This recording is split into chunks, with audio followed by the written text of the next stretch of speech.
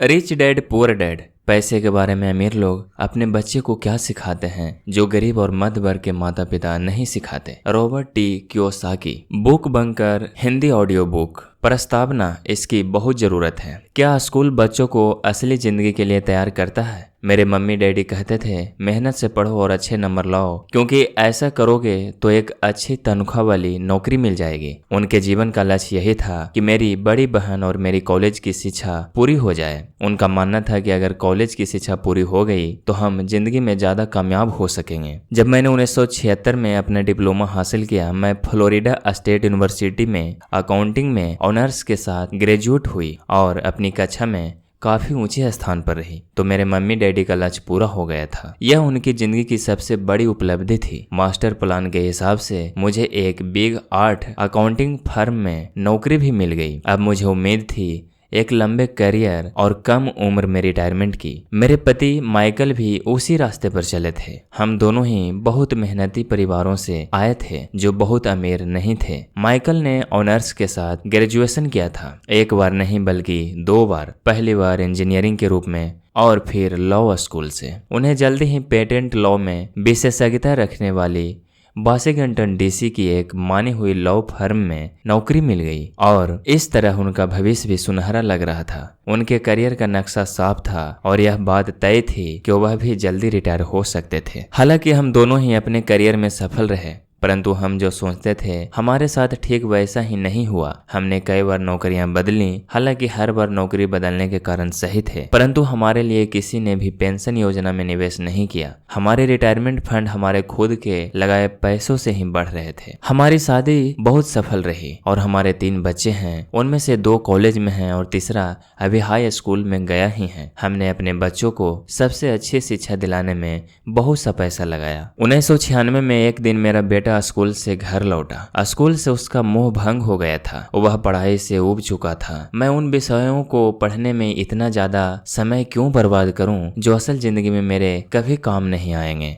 उसने विरोध किया। बिना सोचे विचारे ही मैंने जवाब दिया, क्योंकि अगर तुम्हारे अच्छे नंबर नहीं आए तो तुम कभी कॉलेज नहीं जा पाओगे, चाहे मैं कॉलेज जाऊं या ना जाऊं। उसने जवाब दिया, मैं अमीर बनकर दिखाऊंगा। अगर तुम कॉलेज से ग्रेजुएट नहीं हुए तो तुम्हें कोई अच्छी नौकरी नहीं मिलेगी। मैंने एक माँ की तरह चिंतित और आतंकित होकर कहा, बिना अच्छी नौकरी के तुम किस तरह अमीर बनने के सपने देख सकते हो? मेरे बेटे ने मुस्कुराकर अपने सिर को बोरियत भरे अंदाज में हिलाया। हम यह चर्चा पहले भी कई बार कर चुके थे। उसने अपने सिर को झुकाया और अपनी आंखें घुमाने लगा। मेरी समझदारी भरी सलाह एक बार फिर उसके कानों से भीतर नहीं गई थी। हालांकि वह स्मार्ट और प्रबल इच्छा शक्ति वाला युवक था, परंतु वह नर्म और शालीन भी था। मम्मी, उसने बोलना शुरू किया और भाषण सुनने की बारी अब मेरी थी। समय के साथ चलिए, अपने चारों तरफ देखिए। सबसे अमीर लोग अपनी शिक्षा के कारण इतने अमीर नहीं बने हैं। माइकल जॉर्डन और मैडोना को देखिए, यहाँ तक कि बीच में ही हार्वर्ड छोड़ देने वाले बिल गेट्स ने माइक्रोसॉफ्ट कायम किया। आज वे अमेरिका के सबसे अमीर व्यक्ति हैं और अभी उनकी उम्र भी 30 से 40 के बीच ही हैं। और उस बेसबॉल पिचर के बारे में तो आपने सुना ही होगा, जो हर साल $40 लाख से ज़्यादा कमाता है, जबकि उस पर दिमागी तौर पर कमज़ोर होने का लेबल लगा हुआ है। हम दोनों काफ़ी समय तक चुप रहे। अब मुझे यह समझ में आने लगा था कि मैं अपने बच्चों को वही सलाह दे रही थी जो मेरे माता पिता ने मुझे दी थी। हमारे चारों तरफ की दुनिया बदल रही थी, परंतु हमारी सलाह नहीं बदली थी। अच्छी शिक्षा और अच्छे ग्रेड हासिल करना अब सफलता की गारंटी नहीं रह गए थे और हमारे बच्चों के अलावा यह बात किसी की समझ में नहीं आई थी। मम्मी, उसने आगे कहा, मैं डैडी और आपकी तरह कड़ी मेहनत नहीं करना चाहता। आपको काफ़ी पैसा मिलता है और हम एक शानदार मकान में रहते हैं जिसमें बहुत से कीमती सामान हैं। अगर मैं आपकी सलाह मानूंगा तो मेरा हाल भी आपकी ही तरह होगा। मुझे भी ज़्यादा मेहनत करनी पड़ेगी ताकि मैं ज़्यादा टैक्स भर सकूं और कर्ज में डूब जाऊं। वैसे भी आज की दुनिया में नौकरी की सुरक्षा बची नहीं है। मैं यह जानता हूं कि छोटे और सही आकार की फर्म कैसी होती है। मैं यह भी जानता हूं कि आज के दौर में कॉलेज के स्नातकों को कम तनख्वाह मिलती है, जबकि आपके ज़माने में उन्हें ज़्यादा तनख्वाह मिला करती थी। डॉक्टरों को देखिए, वे अब उतना पैसा नहीं कमाते जितना पहले कभी कमाया करते थे। मैं जानता हूं कि मैं रिटायरमेंट के लिए सामाजिक सुरक्षा या कंपनी पेंशन पर भरोसा नहीं कर सकता। अपने सवालों के मुझे नए जवाब चाहिए। वह सही था, उसे नए जवाब चाहिए थे और मुझे भी। मेरे माता पिता की सलाह उन लोगों के लिए सही हो सकती थी जो 1945 के पहले पैदा हुए थे, पर यह उन लोगों के लिए विनाशकारी साबित हो सकती थी जिन्होंने तेजी से बदल रही दुनिया में जन्म लिया था। अब मैं अपने बच्चों से यह सीधी सी बात नहीं कह सकती थी, स्कूल जाओ, अच्छे ग्रेड हासिल करो और किसी सुरक्षित नौकरी की तलाश करो। मैं जानती थी कि मुझे अपने बच्चों की शिक्षा को सही दिशा देने के लिए नए तरीकों की खोज करनी होगी। एक माँ और एक अकाउंटेंट होने के नाते मैं इस बात से परेशान थी कि स्कूल में बच्चों को धन संबंधी शिक्षा या वित्तीय शिक्षा नहीं दी जाती। हाई स्कूल खत्म होने से पहले ही आज के युवाओं के पास अपना क्रेडिट कार्ड होता है। यह बात अलग है कि उन्होंने कभी धन संबंधी पाठ्यक्रम में भाग नहीं लिया होता है और उन्हें यह भी नहीं पता होता है कि इसे किस तरह निवेश किया जाता है। इस बात का ज्ञान तो दूर की बात है कि क्रेडिट कार्ड पर चक्रवृद्धि ब्याज की गणना किस तरह की जाती है। इसे आसान भाषा में कहें तो उन्हें धन संबंधी शिक्षा नहीं मिलती है और यह ज्ञान भी नहीं होता कि पैसा किस तरह काम करता है। इस तरह वे उस दुनिया का सामना करने के लिए कभी तैयार नहीं हो पाते जो उनका इंतजार कर रही है। एक ऐसी दुनिया जिसमें बचत से ज़्यादा खर्च को महत्व दिया जाता है। अब मेरा सबसे बड़ा बेटा कॉलेज के शुरुआती दिनों में अपने क्रेडिट कार्ड को लेकर कर्ज में डूब गया, तो मैंने उसके क्रेडिट कार्ड को नष्ट करने में उसकी मदद की। साथ ही मैं ऐसी तरकीब भी खोजने लगी जिससे मेरे बच्चों में पैसे की समझ आ सके। पिछले साल एक दिन मेरे पति ने मुझे अपने ऑफिस से फ़ोन किया। मेरे सामने एक सज्जन बैठे हैं और मुझे लगता है कि तुम उससे मिलना चाहोगी। उन्होंने कहा। उनका नाम रॉबर्ट कियोसाकी है। वे एक व्यवसायी और निवेशक हैं तथा वे एक शैक्षणिक उत्पाद का पेटेंट करवाना चाहते हैं। मुझे लगता है कि तुम इसी चीज़ की तलाश कर रही थी जिसकी मुझे तलाश थी। मेरे पति माइक रॉबर्ट कियोसाकी द्वारा बनाए जा रहे नए शैक्षणिक उत्पाद कैश फ्लो से इतने प्रभावित थे कि उन्होंने इसके परीक्षण में हमें बुलवा लिया। यह एक शैक्षणिक खेल था, इसलिए मैंने स्थानीय विश्वविद्यालय में पढ़ रही अपनी 19 वर्षीय बेटी से भी पूछा कि क्या वह मेरे साथ चलेगी और वह तैयार हो गई। इस खेल में हम लगभग 15 लोग थे जो 3 समूहों में विभाजित थे। माइक सही थे, मैं इसी तरह के शैक्षणिक उत्पाद की खोज कर रही थी। यह किसी रंगीन मोनोपोली बोर्ड की तरह लग रहा था जिसके बीच में एक बड़ा सा चूहा था, परंतु मोनोपोली से यह इस तरह अलग था कि इसमें 2 रास्ते थे, एक अंदर और दूसरा बाहर। खेल का लक्ष्य था अंदर वाले रास्ते से बाहर निकलना, जिसे रॉबर्ट चूहा दौड़ कहते थे, और बाहरी रास्ते पर पहुंचना या तेज रास्ते पर जाना। रॉबर्ट के मुताबिक तेज रास्ता हमें यह बताता है कि असल जिंदगी में अमीर लोग किस तरह पैसे का खेल खेलते हैं। रॉबर्ट ने हमें चूहा दौड़ के बारे में बताया। अगर आप किसी भी औसत रूप से शिक्षित, कड़ी मेहनत करने वाले आदमी की जिंदगी को देखें तो उसमें आपको एक सा ही सफर दिखेगा। बच्चा पैदा होता है, स्कूल जाता है, माता पिता खुश हो जाते हैं क्योंकि बच्चे को स्कूल में अच्छे नंबर मिलते हैं और उनका दाखिला कॉलेज में हो जाता है। बच्चा स्नातक हो जाता है और फिर योजना के अनुसार काम करता है। वह किसी आसान, सुरक्षित नौकरी या करियर की तलाश करता है। बच्चे को ऐसा ही काम मिल जाता है। शायद वह डॉक्टर या वकील बन जाता है, या वह सेना में भर्ती हो जाता है, या फिर वह सरकारी नौकरी करने लगता है। बच्चा पैसा कमाने लगता है, उसके पास थोक में क्रेडिट कार्ड आने लगते हैं, और अगर अब तक उसने खरीदारी करना शुरू नहीं किया है तो अब जमकर खरीदारी शुरू हो जाती है। खर्च करने के लिए पैसे पास में होते हैं तो वह उन जगहों पर जाता है जहां उसकी उम्र के ज़्यादातर नौजवान जाते हैं, लोगों से मिलते हैं, डेटिंग करते हैं और कभी कभार शादी भी कर लेते हैं। अब जिंदगी में मज़ा आ जाता है क्योंकि आजकल पुरुष और महिलाएं दोनों नौकरी करते हैं। 2 तनख्वाहें बहुत सुखद लगती है। पति पत्नी दोनों को लगता है कि उनकी जिंदगी सफल हो गई है। उन्हें अपना भविष्य सुनहरा नजर आता है। अब वे घर, कार, टेलीविज़न खरीदने का फैसला करते हैं, छुट्टियां मनाने कहीं चले जाते हैं और फिर उनके बच्चे हो जाते हैं। बच्चों के साथ उनके खर्चे भी बढ़ जाते हैं। खुशहाल पति पत्नी सोचते हैं कि ज़्यादा पैसा कमाने के लिए अब उन्हें ज़्यादा मेहनत करनी चाहिए। उनका करियर अब उनके लिए पहले से ज़्यादा मायने रखता है। वे अपने काम में ज़्यादा मेहनत करने लगते हैं ताकि उन्हें प्रमोशन मिल जाए या उनकी तनख्वाह बढ़ जाए।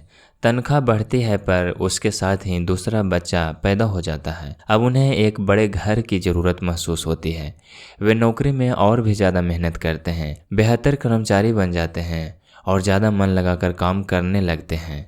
ज़्यादा विशेषज्ञता हासिल करने के लिए वे एक बार फिर किसी स्कूल में जाते हैं ताकि वे ज़्यादा पैसे कमा सके। हो सकता है वे दूसरा काम भी खोज लें।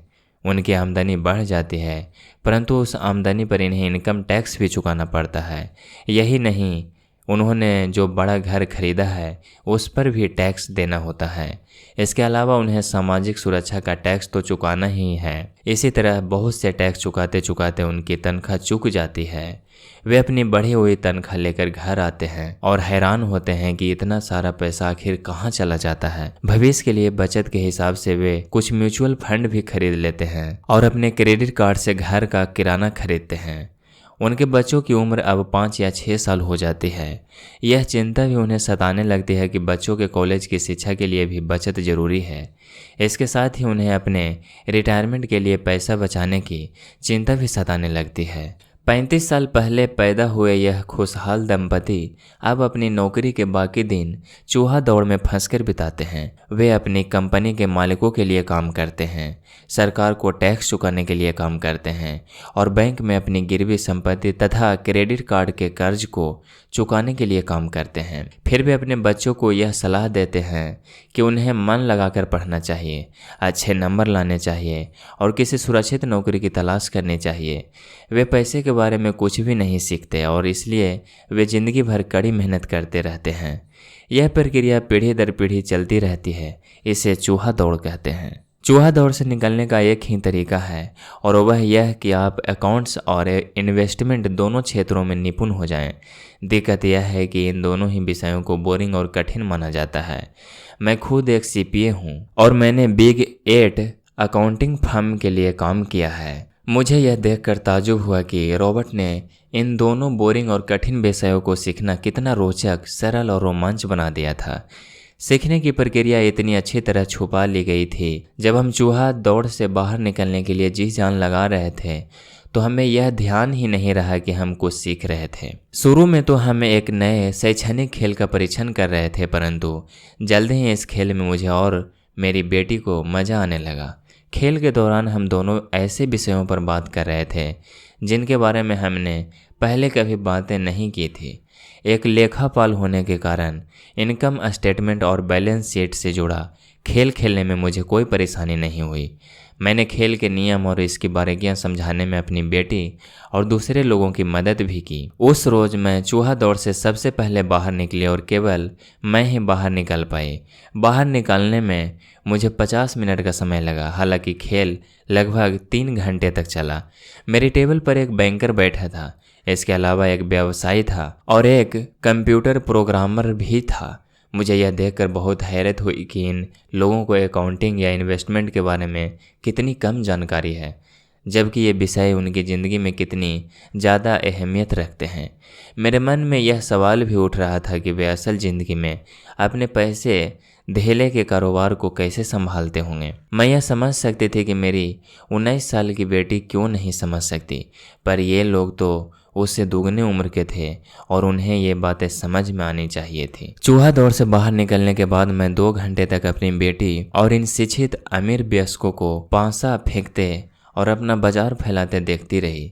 हालांकि मैं खुश थी कि वे लोग कुछ नया सीख रहे थे, लेकिन मैं इस बात से बहुत परेशान और विचलित भी थी कि वयस्क लोग सामान्य अकाउंटिंग और इन्वेस्टमेंट के मूलभूत बिंदुओं के बारे में कितना कम जानते थे। उन्हें अपने इनकम स्टेटमेंट और अपनी बैलेंस शीट के आपसी संबंध को समझने में ही बहुत समय लगा। अपनी संपत्ति खरीदते और बेचते समय उन्हें ध्यान ही नहीं रहा कि हर सौदे से उनकी महीने की आमदनी पर असर पड़ रहा है।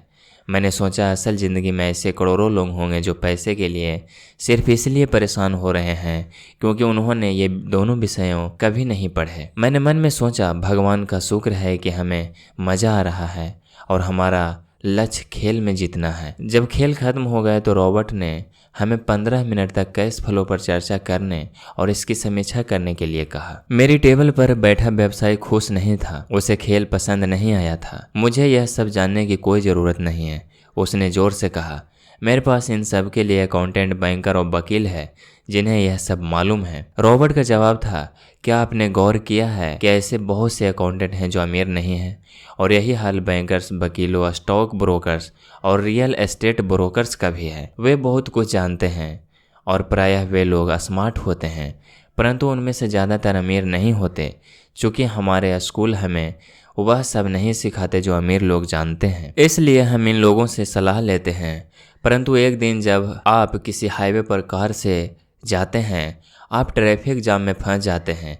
आप बाहर निकलने के लिए छटपटाते हैं। जब आप अपनी दाईं तरफ देखते हैं तो वहां आप देखते हैं कि आपका अकाउंटेंट भी उसी ट्रैफिक जाम में फंसा हुआ है।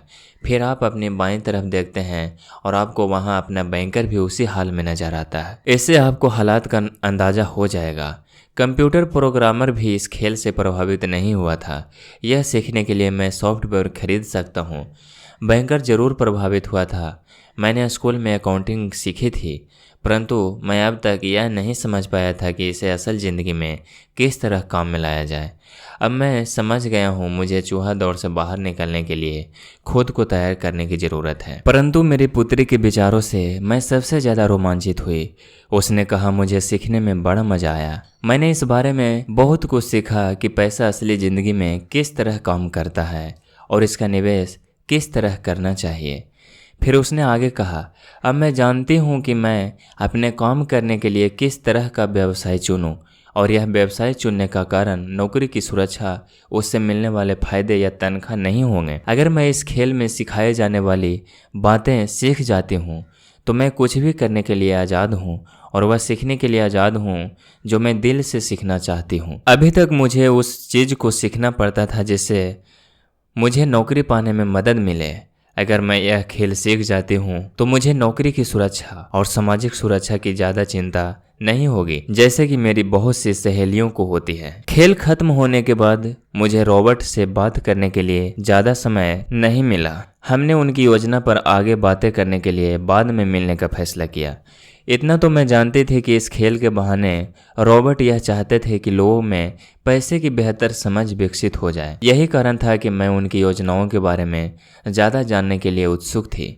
मेरे पति और मैंने रॉबर्ट और उनकी पत्नी के साथ अगले हफ्ते डिनर मीटिंग रख ली। हालांकि यह हमारा पहला सामाजिक मेल जोल था, फिर भी हमें ऐसा महसूस हो रहा था जैसे हम एक दूसरे को बरसों से जानते हों। हमने पाया कि हम में बहुत सी बातें एक जैसी है। हमने बहुत से विषयों पर बातें की, खेलों, नाटकों, रेस्तराओं और सामाजिक आर्थिक विषयों पर। हमने बदलती हुई दुनिया के बारे में भी बातें की। हमने इस मुद्दे पर बहुत समय तक विचार किया कि ज़्यादातर अमेरिकी कैसे अपने रिटायरमेंट के लिए बहुत कम पैसा बचा पाते हैं या बिल्कुल भी नहीं बचा पाते। हमने सामाजिक सुरक्षा और मेडिकेयर की लगभग दिवालिया हालत पर भी विचार किया। क्या हमारे बच्चों को 7.5 करोड़ वृद्ध लोगों के रिटायरमेंट के लिए टैक्स चुकाना होगा? हम हैरान थे कि लोग पेंशन योजना के भरोसे बैठकर कितना बड़ा खतरा मोल ले रहे हैं। रॉबर्ट की सबसे बड़ी चिंता यह थी कि अमीरों और गरीबों के बीच फासला लगातार बढ़ता जा रहा है। ऐसा न सिर्फ अमेरिका में हो रहा है बल्कि पूरी दुनिया में हो रहा है। रॉबर्ट स्वशिक्षित और स्वनिर्मित व्यवसायी थे।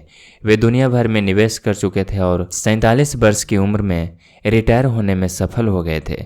वे काम इसलिए कर रहे थे क्योंकि उन्हें भी वही चिंता थी जो मुझे अपने बच्चों को लेकर सता रही थी। वे जानते हैं कि दुनिया बदल चुकी है, परंतु इसके बावजूद शिक्षा पद्धतियां बिल्कुल भी नहीं बदली थी।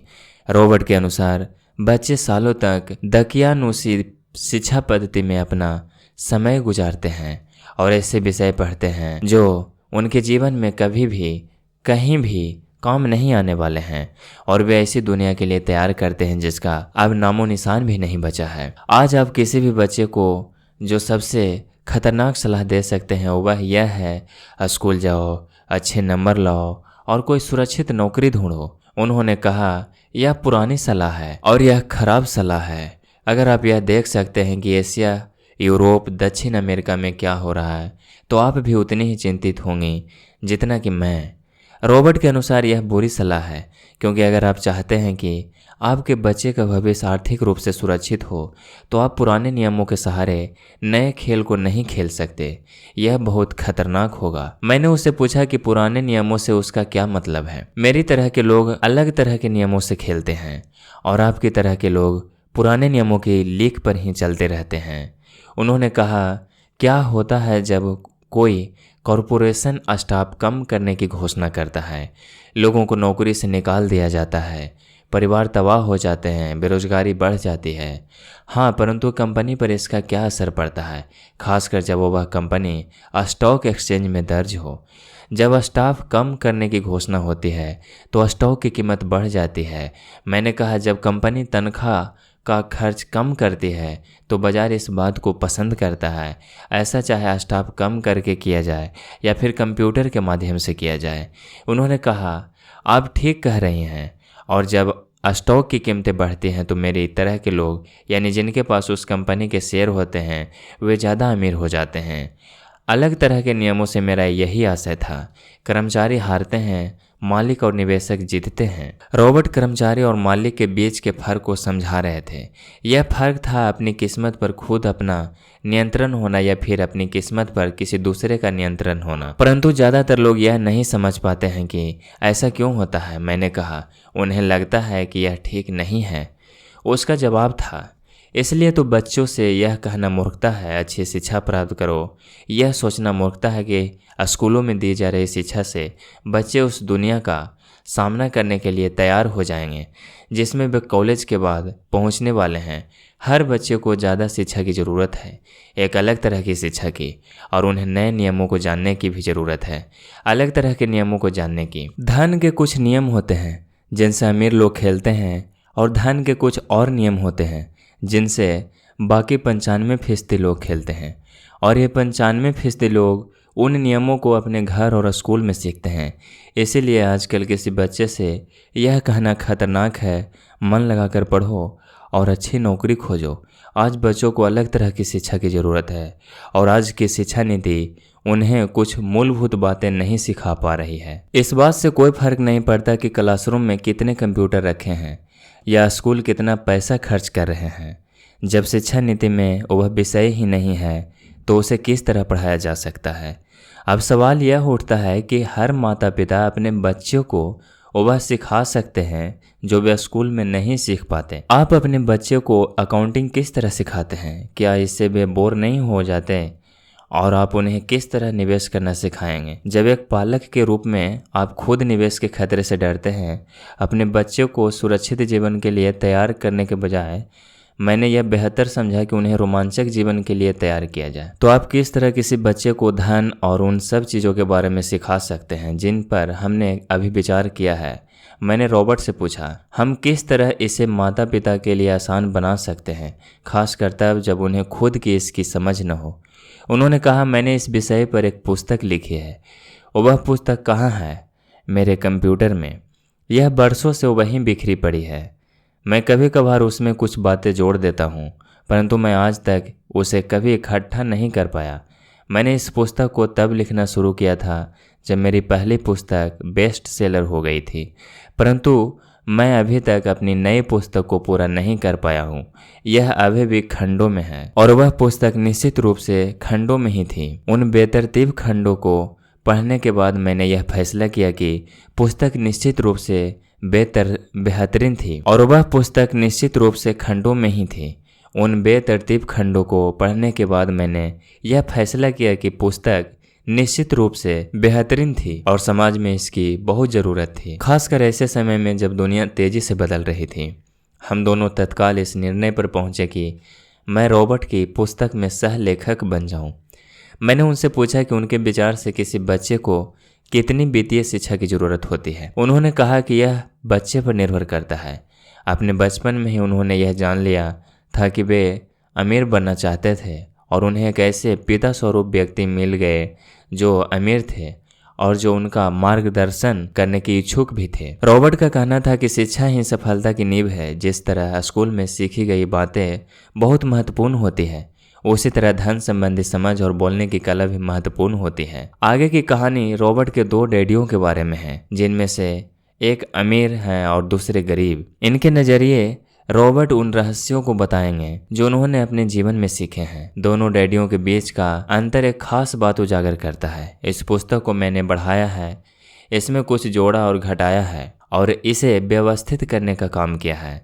जो अकाउंटेंट इस पुस्तक को पढ़ें उनसे मेरा यही अनुरोध है कि वे अपने किताबी ज्ञान को एक तरफ रख दें और अपने दिमाग में रॉबर्ट के सिद्धांतों को घुस जाने दें। हालांकि उनमें से कई सिद्धांत पहली नज़र में गलत लगेंगे, अकाउंट्स के सिद्धांत की बुनियादी बातों को चुनौती देते लगेंगे, परंतु यह याद रखें कि वे एक महत्वपूर्ण दृष्टि देते हैं कि किस तरह सच्चे निवेशक अपने निवेश के फैसलों का विश्लेषण करते हैं। जब हम अपने बच्चों को स्कूल जाने, मेहनत से पढ़ने और अच्छी नौकरी पाने की सलाह देते हैं तो अक्सर हम ऐसा सांस्कृतिक आदतों, ट्रेडिशनल आदतों के कारण करते हैं। ऐसा करना हमेशा सही चीज़ मानी गई है। जब मैं रॉबर्ट से मिली तो उनके विचारों ने शुरू में तो मुझे चौंका दिया। दो डैडियों के साथ पले बढ़े रॉबर्ट के सामने दो अलग अलग लक्ष्य होते थे। उनके पढ़े लिखे डैडी उन्हें कॉरपोरेशन में नौकरी करने की सलाह देते थे, उनके अमीर डैडी उन्हें कॉरपोरेशन का मालिक बनने की सलाह देते थे। दोनों ही कामों में शिक्षा की ज़रूरत थी, परंतु पढ़ाई के विषय बिल्कुल अलग अलग थे। पढ़े लिखे डैडी रॉबर्ट को स्मार्ट बनने के लिए प्रोत्साहित करते थे। अमीर डैडी रॉबर्ट को यह जानने के लिए प्रोत्साहित करते थे कि किस तरह स्मार्ट लोगों की सेवाएं ली जाए। दो डैडियों के होने से कई समस्याएं भी पैदा हुई। रॉबर्ट के असली डैडी हवाई राज्य में शिक्षा प्रमुख थे। जब रॉबर्ट 16 साल के हुए तो उन्हें इस बात की कोई खास चिंता नहीं सता रही थी। अगर तुम्हें अच्छे नंबर नहीं मिलते तो तुम्हें कोई अच्छी नौकरी नहीं मिलेगी। वे पहले से ही जानते थे कि उनके करियर का लक्ष्य था कॉरपोरेशन का मालिक बनना, न कि उसमें नौकरी करना। सच तो यह है कि अगर हाई स्कूल में समझदार और मेहनती परामर्शदाता नहीं मिला होता तो रॉबर्ट कभी कॉलेज भी नहीं गए होते। वे इस बात को मानते हैं, वे दौलत कमाने के लिए बेताब थे, परंतु वे आखिरकार मान ही गए कि कॉलेज की शिक्षा से भी उन्हें फायदा हो सकता है। दरअसल इस बुक में दिए गए विचार शायद बहुत से माता पिताओं को क्रांतिकारी और अतिशयोक्तिपूर्ण लगेंगे। कई लोगों को तो अपने बच्चों को स्कूल में रखने में ही काफ़ी मेहनत करनी पड़ रही है, परंतु बदलते हुए समय को देखते हुए हमें नए और जोखिम भरे विचारों की तरफ ध्यान देने की ज़रूरत है। अपने बच्चों को कर्मचारी बनने की सलाह देने का मतलब यह है कि हम उन्हें जिंदगी भर अपनी खून पसीने की कमाई से इनकम टैक्स और भी न जाने कितने टैक्स चुकाने की सलाह देते हैं और इसके बाद भी पेंशन की कोई गारंटी नहीं है। और यह सच है कि आज के ज़माने में टैक्स किसी व्यक्ति का सबसे बड़ा खर्च है। हकीकत में ज़्यादातर परिवार तो जनवरी से आधी मई तक सिर्फ अपने टैक्स चुकाने के लिए ही सरकार की नौकरी करते हैं। आज नए विचारों की बहुत ज़रूरत है और यह पुस्तक हमें नए विचार देती है। रॉबर्ट का दावा है कि अमीर लोग अपने बच्चों को अलग तरह की शिक्षा देते हैं। वे अपने बच्चों को घर पर सिखाते हैं, डिनर टेबल पर। हो सकता है कि यह विचार वे न हों जिन पर आप अपने बच्चों के साथ बातें करते हों, परंतु उन पर नज़र डालने के लिए धन्यवाद। और मैं आपको सलाह देती हूँ कि आप खोज करते रहें। एक माँ और एक सीपीए होने के नाते मैं तो यही सोचती हूँ कि अच्छे नंबर लाना और एक बढ़िया नौकरी पा लेना एक पुराना विचार है। हमें अपने बच्चे को नए तरह के विचार देने होंगे, हमें उन्हें अलग तरह की शिक्षा देनी होगी। शायद हम ऐसे बच्चों को यह सिखाएं कि अच्छे कर्मचारी होने के साथ साथ वे अपना खुद का निवेश कॉरपोरेशन भी खोल सके। दोनों का यह तालमेल बढ़िया रहेगा। एक माँ होने के नाते मुझे उम्मीद है कि यह पुस्तक सभी अभिभावकों के लिए फ़ायदेमंद होगी। रॉबर्ट लोगों को यह बताना चाहते हैं कि कोई भी व्यक्ति अगर ठान ले तो अमीर बन सकता है। अगर आप एक माली या गेट कीपर हैं या पूरी तरह बेरोजगार हैं तो भी आप में खुद को और अपने परिवार के लोगों को धन संबंधी बातें सिखाने की काबिलियत है। यह याद रखें कि धन संबंधी बुद्धि वह दिमागी तरीका है जिससे हम अपनी धन संबंधी समस्याओं को सुलझाते हैं। आज हम ऐसे विश्वव्यापी तकनीकी परिवर्तनों का सामना कर रहे हैं जिनका सामना हमने आज से पहले कभी नहीं किया। किसी के पास भी जादू की पुड़िया नहीं है, परंतु एक बात तो तय है, ऐसे परिवर्तन हमारे सामने आने वाले हैं जो हमारे यथार्थ से परे हैं। कौन जाने भविष्य हमारे लिए क्या लाता है, पर जो भी हो, हमारे पास दो मूलभूत विकल्प मौजूद है। या तो हम सुरक्षा की राह पर चलें, या फिर हम स्मार्ट बनकर खुद को धन संबंधी क्षेत्रों में शिक्षित करें और अपने बच्चों की धन संबंधी प्रतिभा को भी जागृत करें।